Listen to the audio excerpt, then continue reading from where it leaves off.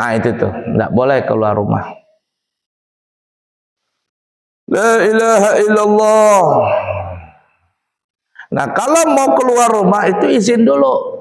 Izin dulu sama suaminya. Jangan keluar baru izin. Keluar baru izin. Itu mah nggak menghormatin. Mas, saya keluar nih, minta izin. Itu mah bukan minta izin namanya. Sudah keluar baru minta izin. Sebelumnya dulu minta izin. Sangat senang tuh suami kalau istrinya itu minta izin. Atau besok, Mas, besok saya ada acara, boleh nggak saya ikut pengajian kah atau apa begitu. Kata suaminya, kalau baik silakan. Ya, nggak ada masalah. Dan sebenarnya suami nggak ada masalah keluar itu, asalkan yang istri itu bisa menjaga kehormatannya. Nah, yang terbalik zaman sekarang, yang terbalik nih ya, istri keluar rumah nggak perlu izin, tapi ketika suami keluar rumah mesti izin sama istrinya. Ya enggak, itu terbalik itu. Padahal kalau suami keluar tanpa izin suami nggak ada masalah. Tapi zaman sekarang itu ya Allah, terbalik. Kenapa Mas nggak bilang sama aku keluar? Nggak izin sama aku? Lah, terbalik ini. Terbalik dunia. Dan itulah yang dituruti sama perempuan-perempuan zaman sekarang. Ya tuh. Dia akan menyalahkan suaminya kalau suami itu satu, lupa tanggal pernikahan. Dia akan marah dengan suaminya dan menyalahkan istrinya kalau lupa ulang tahun istrinya. Dia akan marah dengan suaminya kalau lupa ngasih hadiah.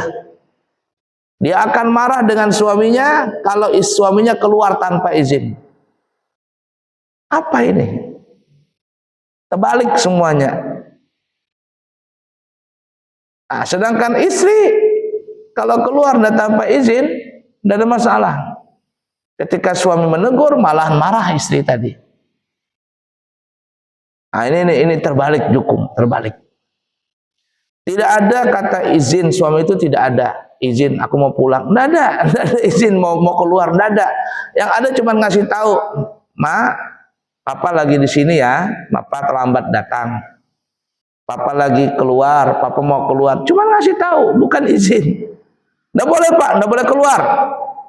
Takut suaminya, ya Allah, nggak boleh seperti ini.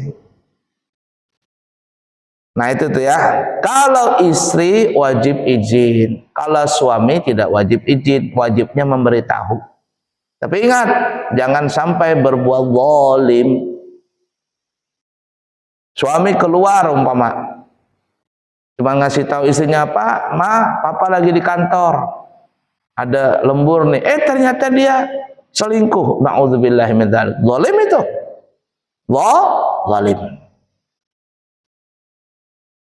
Suami yang seperti itu siap-siap dia akan hancur, semua karirnya hancur, kehidupannya hancur, rumah tangganya hancur. Ah ya, baik, itu salah satu bentuk nusyuz tadi. Kata ulama, suami ngajak pindah rumah, rumahnya layak, lingkungannya baik, tidak ada masalah, tapi istri tidak mau. Atau apa? Istri keluar rumah tanpa izin suaminya. Bilanglah sama suaminya, kalau besok ada kegiatan dari malam itu sudah bilang. Jangan tiba-tiba pakai baju, pakai kaos tangan. Suaminya yang nanya, mau kemana Ma? Aku mau keluar Pak. Lah, itu mah bukan izin, ngasih tahu itu. Aku mau keluar katanya. Artinya izinin nggak keizinin, tetap keluar istri tadi. Durhaka ini istri. Suami tadi kesel ngelihatnya. Diizinin salah, nggak diizinin salah. Dan sebenarnya kalau minta izin ada suami nggak pernah nggak izinkan saja. Tiba-tiba mandi pagi ibarat pakai baju, pakai semuanya lengkap. Kemana kata suaminya? Mau kemana? Aku mau keluar Pak. Ada acara sama teman-teman. La ilaha illallah. Suami itu ngurut dada. Ini istri macam apa ini? Ini bukan izin namanya, ngasih tahu. Beda. Ingatin ya, suami itu tidak wajib minta izin. Suami itu cuman hanya memberitahu.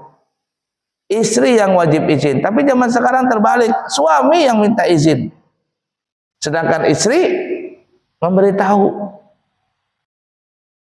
Nah itu ya. Jadi kita introspeksi lah ya masing-masing. Terutama istri lah, perempuan itu ya Allah susahnya ngajarin perempuan ini.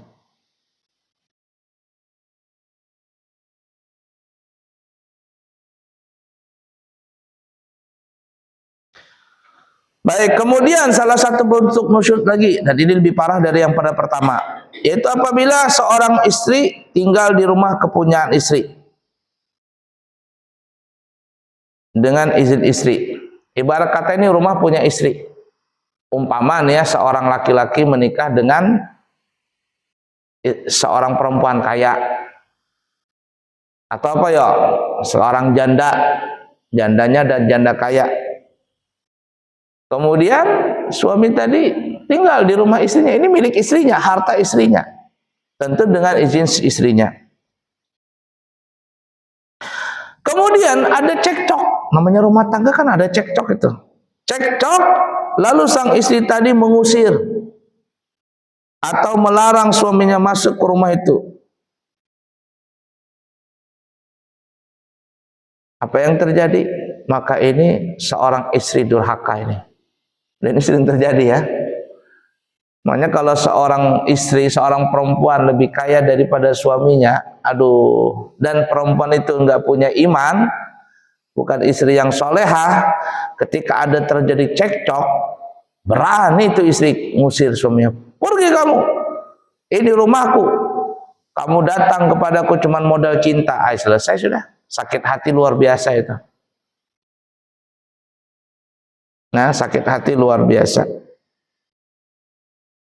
Berani itu.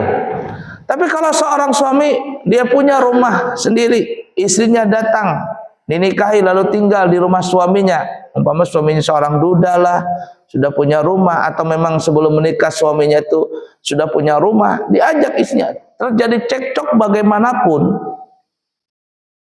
walaupun suaminya ngusir, pergi kamu, istri nggak boleh pergi. Pergi kau dari rumah ini, nggak boleh pergi, diam saja di situ. Ya, diam saja di rumah itu, nggak boleh keluar, jangan keluar ibarat kata. Kecuali ya tadi ada apa namanya penyerangan fisik, itu lain masalah. Pengancaman jiwa sampai atau pengancaman fisik dan sebagainya, istri boleh keluar. Dan kayaknya sepertinya saya belum pernah mendapat kejadian kalau suami itu sudah punya rumah sendiri sebelum menikah, kemudian istrinya diboyang ke rumah suaminya, harta suaminya ya, lalu terjadi cekcok. Sampai sekarang saya belum pernah mendengar suami itu ngusir istrinya, itu belum pernah. Walaupun terjadi permasalahan apapun, belum pernah sampai sekarang ya mendengar bahwa suami itu mengusir istrinya. Yang ada bukan suaminya yang mengusir, anak suaminya itu. Umpama seorang perempuan menikah dengan duda, anaknya ada. Nah, ternyata terjadi cekcok antara istri dengan anaknya. Mama tiri dengan anak tiri terjadi cekcok. Yang mengeluarkan dari rumah itu siapa? Terkadang anak. Keluar kamu dari sini katanya. Bapaknya terkadang ngurut dada itu nggak boleh sama mama seperti itu. Tapi itulah terjadi sering terjadi. Tapi kalau seorang suami nggak pernah ngusir istrinya. Beda kalau perempuan kaya, nggak punya iman, terjadi cekcok, oh selesai sudah. Pergi kau dari sini, keluar dari rumahku. Itu enggak sekali dua kali saya mendapatkan kasus seperti itu, orang yang curhat seperti itu, karena kan kita dulu penghulu ya. Jadi sering orang-orang curhat seperti itu.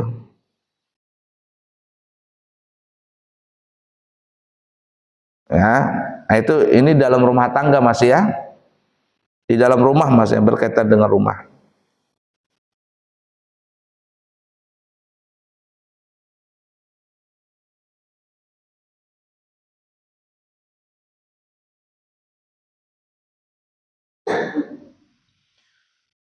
Baik, begitu juga umpama kalau sang suami melarang istrinya untuk bepergian jikalau tidak ada mahram di situ. Tapi istrinya maksa. Minta izin suami, "Bang, besok saya mau berangkat." "Kemana?" "Saya minta izin nih, ada mau keluar daerah, ada urusan kerja." Kata suaminya, "Ada sama siapa berangkat?" "Anu, sama teman." "Teman siapa itu?" "Laki-laki perempuan?" "Laki-laki," katanya. Kata suaminya, "nggak boleh pergi." Ketika suaminya bilang nggak boleh pergi, diam sudah. "Tapi ini perusahaan." "Jangan," kata suaminya. "Boleh pergi asal aku ikut atau adik laki-lakimu ikut." Artinya ada mahram. Kalau tidak ada mahram sendirian, apalagi dengan teman laki-laki, ya Allah. Coba lihat ya di Google tuh. Ini kan Google ini setengah wali ya, karena permasalahan apapun tuh ada di Google tuh. Buka saja tuh. Ya, tempat yang paling banyak perselingkuhan tuh di mana? Yang paling banyak tuh di kantor. Ya, itu paling banyak timbul perselingkuhan kalau di kantor itu. Ada orang ya cerita dengan saya, dia itu kerja, saya tidak sebutkan perusahaannya ya, tidak sebutkan perusahaannya, kerja di satu perusahaan besar. Perusahaan ini kan besar dia, BUMN lah pokoknya, punya Indonesia. Nah, karena besar, maka perusahaan ini pun menyediakan apartemen. Lalu orang ini curhat dengan saya, "Anu guru, saya itu tidak mau tinggal di apartemen." Kata saya, "Kenapa?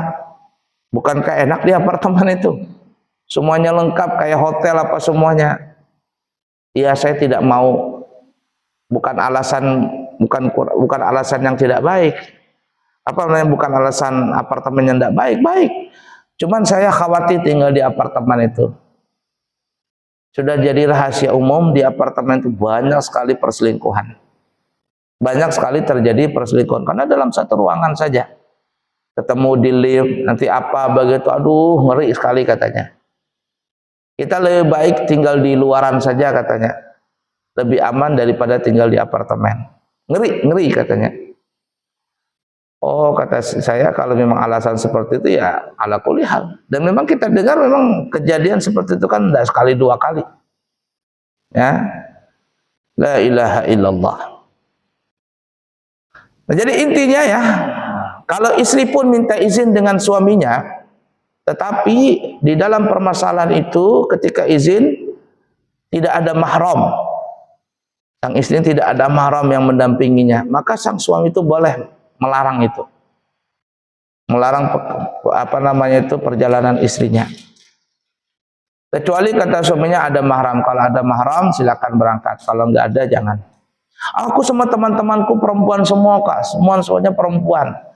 Kalau suaminya bilang, "Walaupun kamu dengan teman-teman perempuan, tapi aku tidak setuju." Kata suaminya tidak setuju, selesai. Kalau istrinya memaksa juga, apalagi keluar tanpa seridho istrinya, seridho suaminya, maka sang istri ini termasuk kategori nusyuz. Nah, itu contoh nusyuz ya. Nah, tetapi jangan dikatakan istri itu durhaka kalau dia ngomel, lain lagi masalah. Jangan mentang-mentang kita suami, "Oh, kamu durhaka, ngomel aja terus." Istri durhaka, oh jangan, enggak juga. Istri ngomel itu jangan dikatakan durhaka. Dia mungkin kecapean. Pertemuan yang lalu kita bilang, Sayyidina Umar itu kalau di luar bagaikan macan. Bagaikan macan. Orang pada takut dengan Sayyidina Umar karena kewibawaan Sayyidina Umar. Tapi ketika sampai ke rumah, balik ke rumah, bukan jadi macan, jadi kucing. Meong sama istrinya, meong. Istrinya ngomel. Dilihat begitu sama sahabat, tanya sama sahabat, "Kenapa istrimu? Kamu Sayyidina Umar takut sama istri kan?" "Ngapain aku takut?" kata Sayyidina Umar. Tidak ada istilah suami takut dengan istri. Yang ada menghargai istri. Biarkan saja istriku ngomel, dia melampiaskan karena dia capek.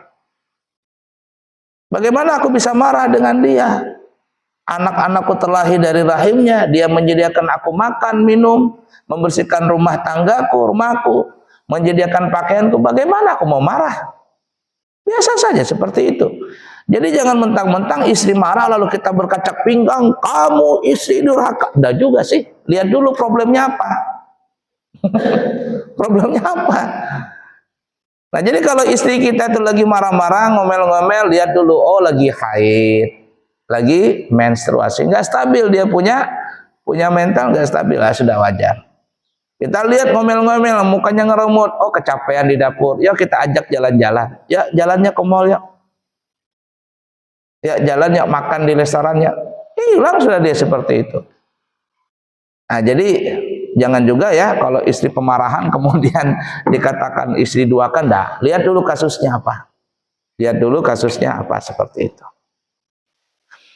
Baik, nanti kita sambung lagi ya. Kalau ada istri yang durhaka, lalu apa sanksinya di dalam rumah tangga?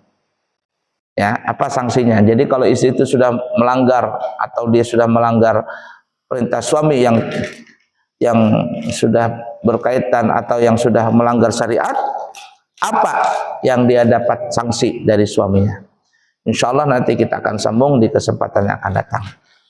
Semoga bermanfaat, mudah-mudahan kita diberikan keluarga yang sakinah, mawaddah warahmah, anak-anak kita menjadi anak yang salihin dan salihat, dan insya Allah Allah gabungkan kita semuanya, kumpulkan dengan keluarga kita dari dunia sampai masuk ke dalam surga. Amin, Allahumma amin ya rabbal alamin. Subhanakallahumma wa bihamdika asyhadu an la ilaha illa anta astaghfiruka wa atubu ilaihi wa akhiru kalam. Wassalamualaikum warahmatullahi wabarakatuh.